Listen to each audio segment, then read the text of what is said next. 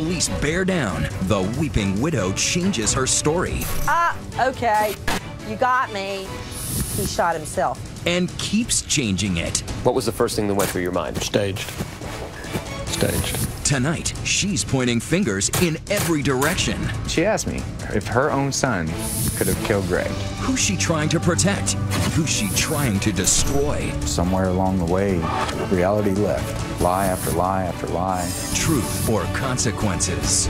Plus, be careful who you break up with. This woman must have had crazy written all over her. When a woman let down by her ex unleashes her fury and an avalanche of lies. She was one step ahead of me the whole time. Cyberstalking, claiming abuse, even sending his naked photo to his co-workers. And that's just for starters. This is a death threat. This is, I'm going to kill someone if you don't do what I said. Tonight, we're stalking the stalker for the truth. Right between the lies. Here's David Muir. Good evening, and tonight here, a mother, a wife living in her beautiful home, then an intruder who breaks in and shoots her husband dead. A horror she tried to shield her little girl from, who was sleeping in a nearby room. But was she shielding everyone from what really happened? Matt Gutman with the tapes tonight, finding the truth right between the lies. Drill a well in Keller, Texas. Don't get crude, you get cash. And 40-year-old Greg Williams was rolling in it, a self-made businessman getting rich with his computer security company.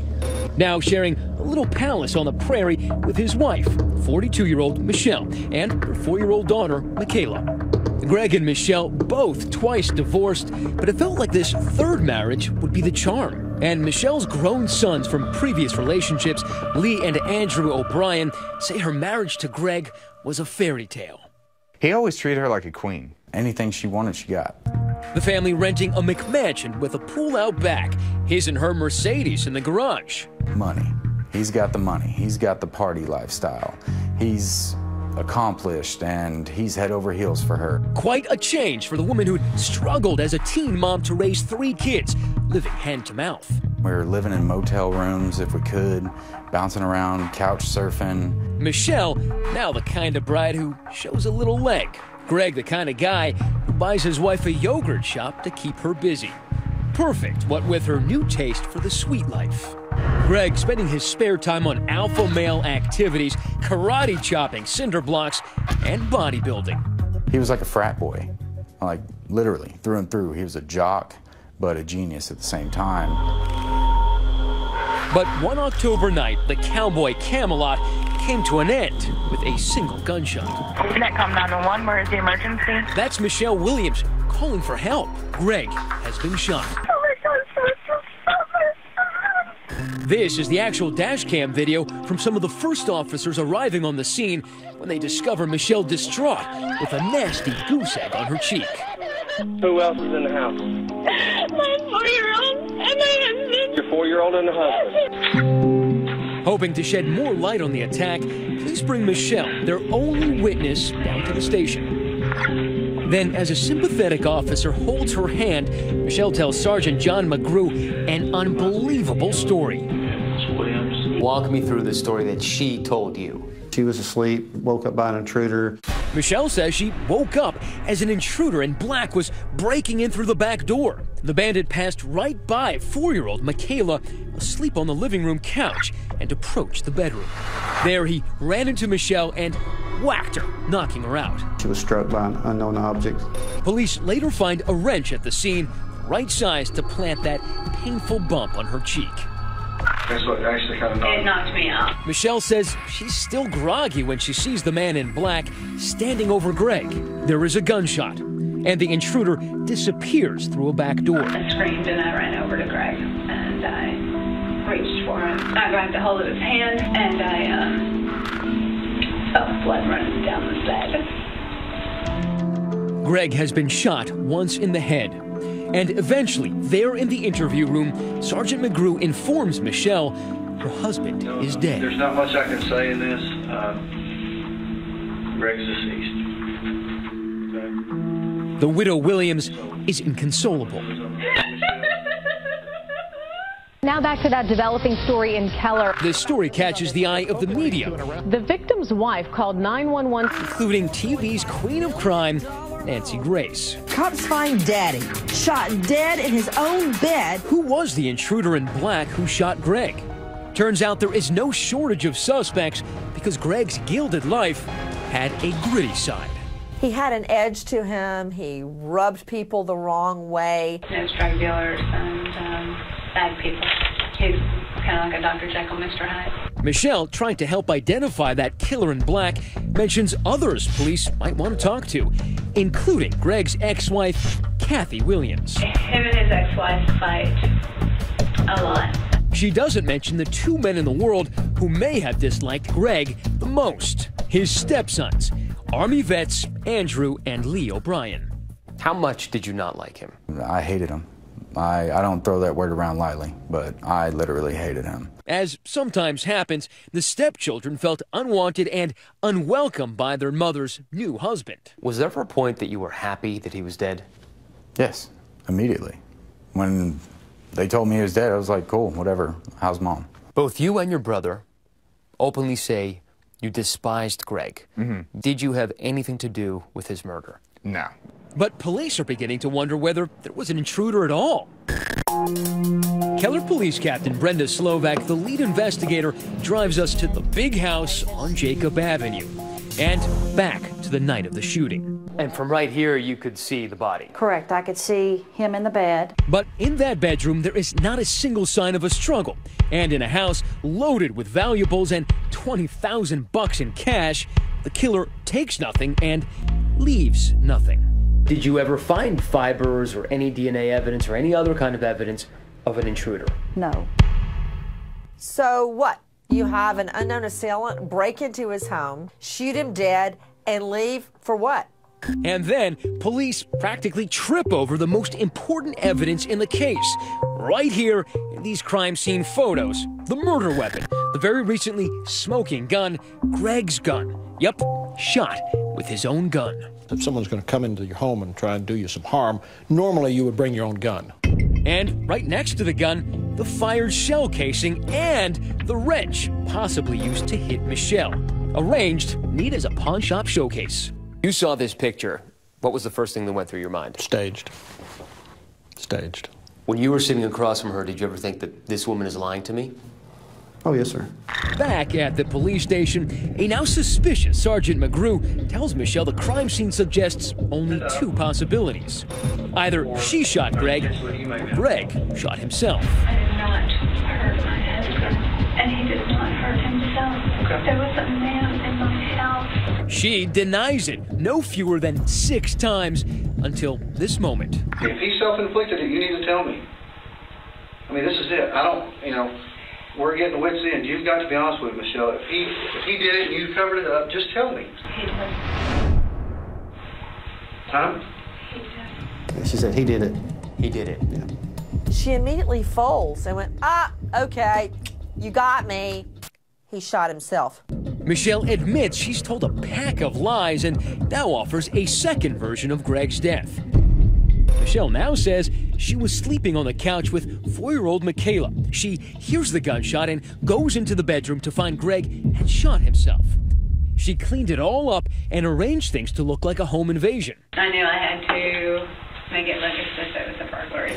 And get this, to really sell the story, Michelle says she hit herself in the face with that wrench. I went like that thinking I'll just have a little bruise, and that really backfired bad. Michelle says she only wanted to protect their 4-year-old daughter Michaela and Greg's reputation.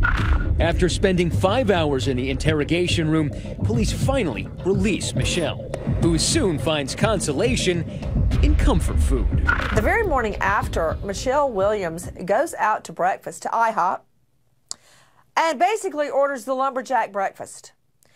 She's not worried about her dead husband at all. She's living it up. Sausage, pancakes, eggs, the work.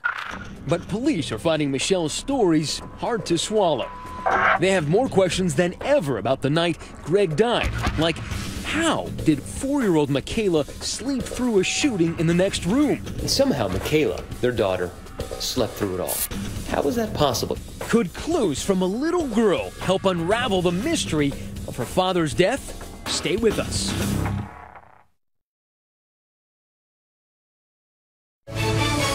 Right Between the Lies continues. Once again, Matt Gutman. A curious feature story on the website, the Fort Worth, Texas newspaper, about a new kettlebell workout club. The owner is one Shelley Williams, who may look familiar because at the time, she's the most infamous widow in Texas. Her husband Greg shot in the head in their king-size bed in their king-size house. But now, less than a year after cremating her husband, Michelle is the very picture of a merry widow. It's very upbeat, it's fast, everyone really has a good time with it. Also having a good time, Michelle's employee, Gene Wallace.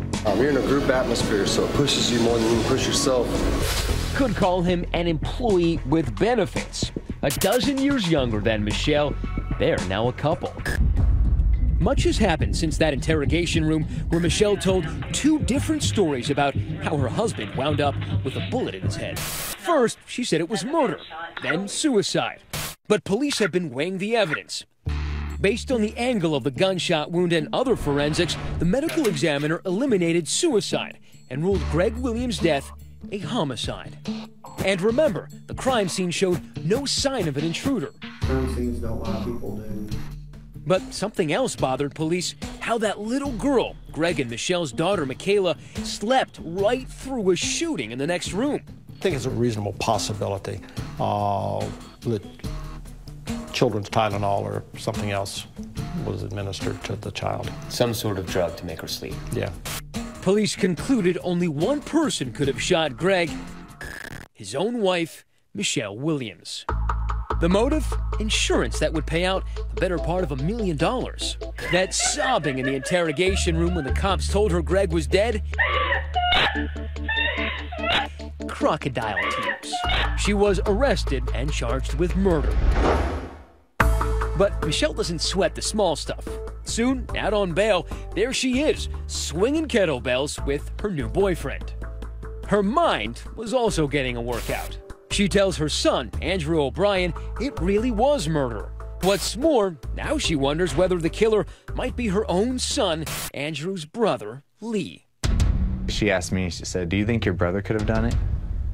And she asked me if her own son could have killed Greg. She had to plant a reasonable doubt that someone else could have been there that night. Someone else could have squeezed that trigger. By pinning it on you? Yes. But police say Lee and Andrew O'Brien both have strong alibis. The brothers say they began to realize that Mommy Dearest might be a monster. She doesn't even know what reality is anymore. She's been lying so long, and I think that somewhere along the way, reality left. And so she just kept going. She knew nothing else. Lie after lie. They also remember how vengeful she could be if she thought a man was mistreating her. She would, what I call, punish them. Kill dogs, attempt to kill dogs, poison dogs. And if someone would have like a saltwater fish tank, then she would pour Ajax in there or Drano and kill all these fish. In Texas, a murder charge can land you on death row, but not Michelle. Her luck holds out. I don't know how she managed to do it, but Michelle Williams managed to finagle a plea deal out of the state. Prosecutors say Michelle cleaned the crime scene so well, they didn't have much of a case. This is a circumstantial evidence case, there's no doubt about it. Of course, not in small measure because she had altered the crime scene. The deal, announced in a press release, requires Michelle to plead guilty, not to the murder charge in the indictment, but tampering with evidence and deadly conduct. Instead of death, the recommended sentence will be just 18 years. In a jailhouse interview, Michelle seems pleased with her bargain. With a plea deal, I'm looking at a couple of years before I'm out for parole. So I'm actually, if you could say, looking forward to getting the sentencing over with so I can start moving towards the end of this hell. But before she can be sentenced, Michelle has another surprise. She's pregnant just before sentencing. And not only is she pregnant, she's pregnant with twins. Sentencing was deferred until after Michelle's due date. But prosecutors say the pregnancy turns out to be another lie to delay prison. The conception was an immaculate deception. But then, Michelle makes the mistake of a lifetime. She grants an interview to the national TV crime show 48 Hours. Did you murder your husband, Greg? No, I did not. There she goes again. Michelle flip-flops on her story. She tells 48 Hours she's an innocent woman. And she pulls an old, tried and untrue story out of mothballs. The man in black did it. There was an intruder in the house, and that person killed my husband. So she had already pled guilty, and then she gets on national television and says, well, what I really meant was I'm not guilty. What I really meant is an intruder came in. I really meant that I have a good idea who the intruder was. It doesn't play well with the judge. If this story's true, this lady needs a trial. He revokes the plea deal and orders Michelle to stand trial for murder. The woman accused of shooting her husband in the head just shot herself in the foot. You have a Fifth Amendment right to remain silent for a reason. Our U.S. Constitution protects you from the actions of the state. What the U.S. Constitution cannot protect you from is yourself. When we come back, court is in session. Michelle drags Greg's ex-wife Kathy back in the picture. Could she be Michelle's get-out-of-jail card? I was in shock. Stay with us.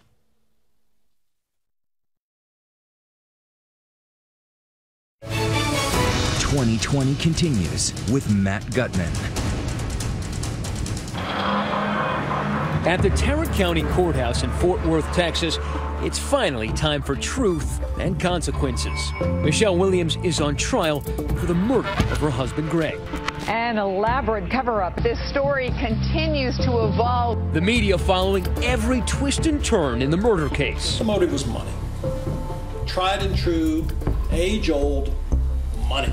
A fraud examiner says the Williams finances were mismanaged. Lots of problems here, right? They tended to be living beyond their means. They both had their respective jobs in this case. His job was to make money, and her job was to spend money. And they were both very good at their jobs. And prosecutors lay out their theory. Greg and Michelle fought over money that night. Greg hit Michelle or threw something, causing that goose egg on her cheek. It's our suspicion that this is an injury that was caused in the fracas with her husband earlier in the evening that led to his demise. Provoked, Michelle enacted a plan that would get her revenge and riches. Prosecutors say after Greg fell asleep, Michelle shot him in the head with his own gun, then arranging the evidence and cleaning up the crime scene to look like the killer was an intruder. Michelle brought to tears as gruesome photos of her dead husband are shown. Prosecutors are so successful in painting Michelle as a pants-on-fire caliber liar. She lied about it, she lied about it, and when she finished lying about it, she kept on lying about it. Her defense attorneys are forced to make a startling admission in open court. Probably at this point, you have made up your mind, and rightly so, that Michelle, she lies. But the most devastating witness to take the stand... It's her own son, her own adult son. It's Andrew O'Brien. He testifies his mother had concocted yet another whopper to save herself. She asked him to set up Greg's ex-wife, Kathy Williams, as the killer. Michelle asked me to call some friends and have them frame Kathy. She said, I need you to call a friend, tell them go to Walmart, buy an extra large sweater, take that sweater out to the woods somewhere, fire a pistol so that the gunpowder gets on it. She asked him to plant that sweater in Kathy's car where police would find it. You were brought up to the witness stand to testify about your mother. Mm-hmm. How did you feel? God, it was probably the worst feeling I've ever had. When they asked me to point to Michelle Williams, I could not make eye contact. As the defense presents its case, Michelle Williams' court-appointed attorneys say Greg was actually worth more to her alive. Greg was Michelle's golden goose. He brought in over $500,000 in 2010 and over $800,000 in 2011. So what was her motive? So how did he die? They go with Michelle's story number 2. Remember, that was the suicide theory. Greg took his own life. That's what the physical evidence supports. What do we know about Greg Williams? We know that he was competent in handling a firearm. We know that he was using steroids. Michelle's attorneys argue Greg was driven to suicide by a plague of problems. Money trouble, issues with his teenage daughter from a previous marriage, and the recent suicide of a close friend. According to Greg's mother, nonsense. She says he was loving life. He was very happy and bubbly and telling me all about the plans he had for the new house they were buying. It was not a contact wound. And prosecutors question whether suicide was even physically possible. Crucially, a gun expert testifies Greg was not, as you might expect in a suicide, shot at close range. The muzzle of the firearm was further than 6 inches and closer than 24 inches. This is 24 inches. Prosecutors demonstrate the acrobatics required to have pulled the trigger from that distance. Does it make any sense to you at all that somebody would lay back in their bed and hold this gun 11 inches away from their own head and fire into their head? How do you get your hand to do that? How do you cock your wrist to do this? The prosecution seemed very convincing. People who commit suicide don't do it that way. He was a bodybuilder. I'm sure this was a pretty common stance for him. So it's not far-fetched that he would have just done this. Another problem with the suicide theory pointed out to us at the crime scene, although Greg's left hand is in view, his right hand, his shooting hand, was tucked under the covers. So he would have had to have shot himself and then put his hand under the comfort. Correct. In their final defense of the suicide theory, Michelle's attorneys try to explain why she concocted that intruder story and staged the crime scene. She's not a career criminal, ladies and gentlemen. This is not something she had time to think about. She panicked. She was working, like I said, to protect her baby girl, Michaela, who was in the other room. She has tried to pull the wool over the eyes of family and friends and police and prosecutors and courts, the media, the community, and ultimately you. Don't let her get away with it. After all of Michelle's Pinocchio moments, the intruder in black, the suicide theory, the imaginary twins, the jury comes back and hits Michelle right between the lies. Ms. Williams, if you would stand, please. The verdict says we, the jury, find the defendant, Michelle Marie Williams, guilty of the offense of murder as charged in the indictment. Michelle Williams, who had once been offered a plea deal of 18 years, is now sentenced to 60. Do you think she could have gotten away with it? I think she could have gotten away with it.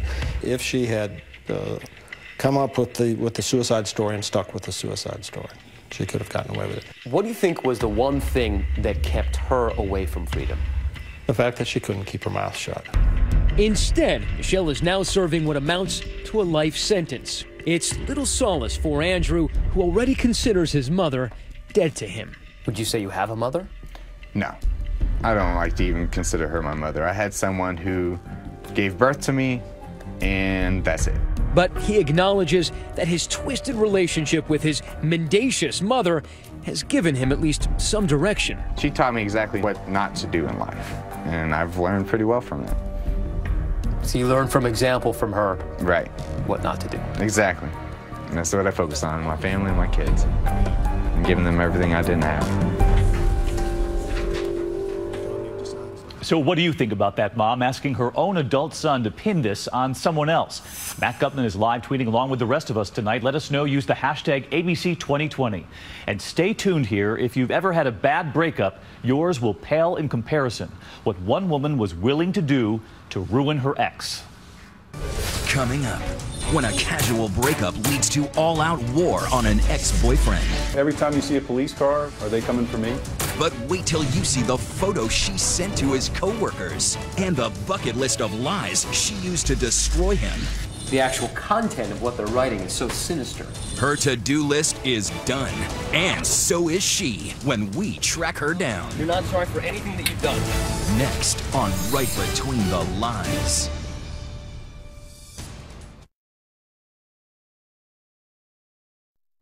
Well, we've all heard the song "Breaking Up is Hard to Do," but next tonight here, when it turns into a true nightmare. Authorities say a woman willing to lie to do anything, and we mean anything, to destroy her ex.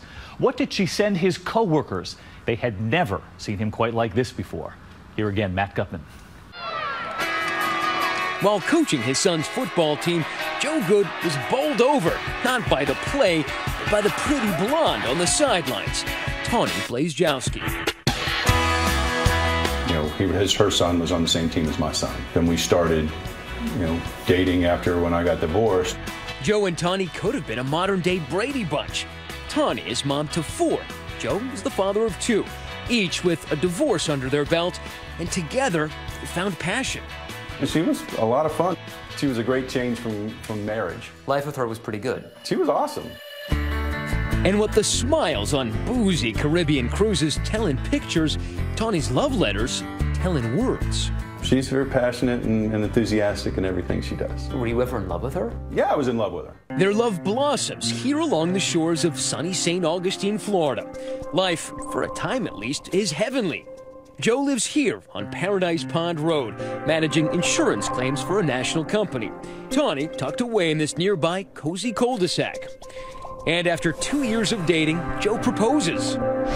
Here's the ring, and here's Tawny's excited Facebook post. But when Joe drags his feet on setting a date, Tawny drags him under. Did you ever get any indication that there might have been something a little bit off with her? There were red flags. She would get upset about things. Didn't go away. No, they kept on, and the time frame between when she'd get mad got shorter and shorter. And it escalated to where finally she asked me, do you want me to just go ahead and cancel the vacation I got planned for you?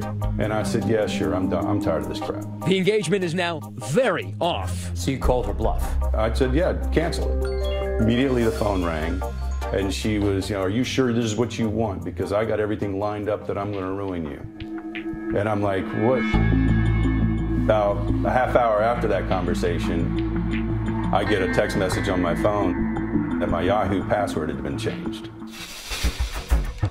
The bond that almost led to marriage breaks in the time it takes to send an email. Tawny, scorned, hacks Joe's personal email account, and an epic cyber-stalking campaign begins. First campaign stop, Joe's employer. That night, I just went to bed, got up the next morning real early, went into work, opened up my work email, and there's 14 emails that I was CC'd on that were sent to the CEOs of the company. Saying what? Pornographic pictures. Not just any pornographic pictures, one of them features Joe in, well, happier times. We won't go any lower, but Tawny would. She FedExes these packages to all of the members of his company's board. Inside, sex toys and condoms. As if your colleagues seeing you naked isn't the stuff of nightmares, surprise! The torment really begins with a polite knock on the door at 2 a.m. The night of October 19th, things changed. What happened that night? 1:30, opened up the door, and there's a police officer. Yeah, and he goes, Mr. Good, yeah, we'll step on out here. So you want to tell me what happened? You and your girlfriend have a little altercation tonight? And I was like, what are you talking about? I've been here all night long. In the middle of the night, Tawny drives to the sheriff's office. The pictures of her bloodied face show what she told cops that night. Joe beat her. Do you think she had it in her to whack herself in the face? Oh, yeah. Slam a door on her face. She was able to exploit these systems that are there to actually protect us, systems that we have faith in. I ended up going to jail that night. Because here's the thing. A girl says a guy hit her. Most people think, well, the guy hit her. They don't think the girl's lying. Despite Joe's alibi, a judge slaps him with a protection order, which Tawny then uses to get Joe arrested a second time. She tells cops that Joe is making harassing calls, threatening her life. How does she pull this off? Well, she's become an expert in spoofing, a cyber-stalking trick that makes it seem as if Joe is calling Tawny, even when he's not. So she's now calling the police saying that I'm calling her breaking the injunction violation. Then Tawny spoofs again. making it appear as if Joe's threatening her from his work number. And this time she says she's got the voicemails to prove it. Listen. I still have a gun. I know where you are, and I'm coming for you. I should have told you. We now know it's probably Tawny digitally manipulating her voice. But back then, cops hadn't caught on yet, and they arrest Joe for a third time. By now, his employer has had it. They fire Joe. During all of this, Joe takes a little vacation with his new girlfriend, Mariella Murphy. One wonders why he'd ever return, but when he does... There's the airport security asking, "You Mr. Good?" "Yes, sir. Step over here with me." They'd got a tip that I was smuggling drugs in from D.C. Found nothing, of course. Found nothing. I said there's aspirin in there, but that's the strongest you're going to get. Somehow she found out that I was going to D.C. As if all of this isn't frightening enough, Tawny is about to tighten the screws, entering even more dangerous and demented territory. Listen to this. It's Tawny calling the Florida abuse hotline. There was allegations of him having sex with his daughter, and he's provided all of his children with alcohol. But Tawny's just getting warmed up. He himself gets drunk. I think he is having sex with these young teenage girls because he's into child pornography. Did that ever happen? No.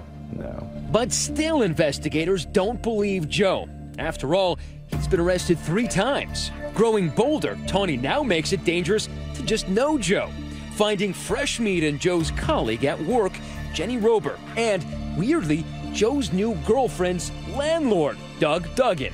She did a Crime Stoppers tip to me, accusing me of allegations against my kids. Making pornography with your children? Yes. So she accused you of being the most horrible type of pedophile. The things that are on there, I can't even repeat. They're so horrible. It's hard to imagine Tawny stooping any lower, but she has, now involving the children of relative strangers. As for Mr. Duggan, Joe's girlfriend's landlord, he also gets an anonymous threat, this time through the U.S. Postal Service. We now know it's another special delivery from Tawny Blazejowski, threatening to burn his house down. Burn it down. Yeah. I spent a couple of sleepless nights wondering if the house was going to burn this night. But soon, we turn up the heat on Tawny. Nobody, no one's talking to you. Stay with us. Don't go away, because Matt does not give up at that door. What we are about to show you here, what was found in that house, a to-do list you will not believe.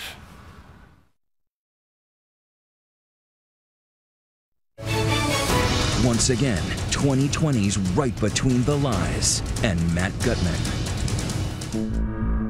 The stalker of St. Augustine was about to be stalked. Bottle blonde Tawny Blazejowski had become a dangerous loose cannon, menacing 16 people from coast to coast for 7 months, all connected to her ex-fiancé, Joe Good. How would you define what Tawny did to you? It was total harassment. She got him fired, humiliated, blasting his nude photo to his bosses, arrested, accusing him of beating her, investigated, claiming he ran a children's porn ring. I did everything I could to stay away from her. She was one step ahead of me the whole time. Cleverly convincing the sheriff's office that Joe Good was bad news. It was disturbing. Every time you see a police car drive by, are they coming for me? You're on pins and needles all the time. Not content with just Joe and her crosshairs, Tawny was targeting his kids and even people she never met. His co-workers, his new girlfriend, his girlfriend's landlord. When a desperate Joe asks attorney Brian Shorstein for help, Shorstein flinched. So you were afraid that she would come after you? You never knew who would be the target of what it is she was doing. Does anybody want to get involved with this thing? But he took the risk. First, convincing the sheriff's office that Joe was no victimizer, he was the victim. The first thing that came into our mind was, what are we missing? Detectives George Harrigan and Shannon Andrews began connecting the dots. She had manipulated law enforcement for so long, it was time that we get to the bottom of this and we get the real story. And quickly, because now Tawny was turning her venom on more children. Joe Good's new girlfriend, Mariella, reported an anonymous letter threatening her then 17-year-old daughter, Erin. Said This is what Erin will look like the next time Mariella sees her, if she sees or even talks to Joe Good one more time. And attached was a picture of a mutilated body. What a horrific thing to send. This is a death threat. You're taking it a step too far. She was the stalker at one point, but when this happened, she became the stalked. Stalked by investigators and soon enough unable to hide behind her lies. And then a breakthrough in the case. Finding out the anonymous report sent to law enforcement hotlines originated, from Tawny's computer. You leave an electronic trail, that all came back to her. It was enough evidence to get a search warrant and show up at Tawny's house. You knocked on the door, she was home. Yes. What'd she look like? Like a mother at home with her kids. Totally normal. Totally normal. But there was nothing normal about the tidy spiral notebooks Tawny kept in her bedroom. Turns out while her kids were studying, Tawny was scheming. So this is the first notebook that you saw? Yes. So you start flipping through it, and what goes through your mind? That I can't believe it's actually all here. 7 notebooks, hundreds of pages, daily notes to herself. It's explosive evidence in Tawny's own schoolgirl's handwriting. A meticulous list of her many lies, every detail of her sinister plan in plain ink. Reminders, print naked pic, call self 1,000,000 times, even get picture of decomposed corpse. Dates, March 11th, filed police report on Joe. March 21st, Joe arrested at work. March 28th, made report of child abuse. And once completed, each dirty deed crossed off the list. On the margins, the haunting word, done. I certainly did not think I would walk out of that home and have a manuscript of everything she had done and planned on doing. The cat had become the mouse, and Tawny had set her own trap. Tawny was arrested that night. And once we explained to her that she would be arrested, she wrote a list out of things for her ex-husband to do in reference to their kids. She was good at lists. No, she was very good at lists. Be seated, please, ladies and gentlemen. And finally, prosecutors would present a judge with another list, Tawny's lengthy catalog of crimes. 3 counts of threats or extortion, 4 counts of aggravated stalking, and 1 count of false report of abuse, child neglect, or abandonment. Tawny pleaded no contest to 8 felony counts. Last week, the day before her sentencing, we went to Tawny's house. Her daughter answered the door. I wanted to know if I could speak to your mother. I mean, she honestly really isn't available right now. And she would not make herself available. Go away, no one's talking to you! At the courthouse the next day, we interviewed 2 of Tawny's many victims. If she were sitting right here where I'm sitting, what would you say to her? She needs to understand that there's consequences, because I think that she thought she was above the law. Hold on. Sure. Cameras roll. And suddenly, we spotted Tawny walking out of the courtroom. This time, nowhere to hide. Maybe you want to say something to your victims. Anything. Do you feel any remorse? You're smiling. Why are you smiling? Something funny? I'm sorry, something funny. You ruined the people's lives right there. You're telling me you sent them porn. You said that their kids were pedophiles. You accused them of being pedophiles. You have nothing to say. She would finally talk to the judge, the tormentor now begging for leniency. I'm pleading with you, Your Honor, to please grant me forgiveness.